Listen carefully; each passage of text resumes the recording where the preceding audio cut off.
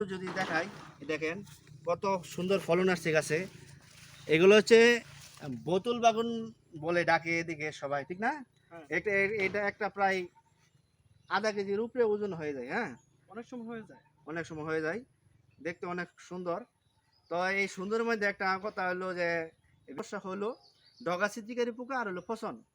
এটা রোধ করা খুবই কঠিন, এটা স্প্রের পর স্প্রে দেওয়ার লাগে ভাই। কিন্তু আপনি এই ডগা ছিদ্রকারী পোকা আর হলো পচনের জন্য সপ্তাহে কয়বার বেশি স্প্রে করেন? ২ বার করা হয়। দুইবার করা হয়, মানে দুইবার করা লাগে সপ্তাহে। এটা একটা কষ্টকর ব্যাপার, সময়েরও দরকার বা টাকারও প্রয়োজন। তো অনেক এই টাকা জন্য লাগে। আমরা সিনজেন্টা কোম্পানির এস্টোসিয়া এটা আমরা স্প্রে করে যাচ্ছি বাইকে।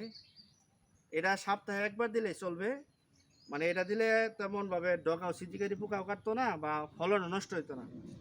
এটা আপনারা ব্যবহার করে দেখবেন। বাইরের ক্ষেত্রে ব্যবহার করতেছি 7 দিন, আজকে হলো শনিবার, আমরা হয়তো বৃহস্পতিবার এসে দেখবো যে ডগা কোনো কাটছে কিনা। অলরেডি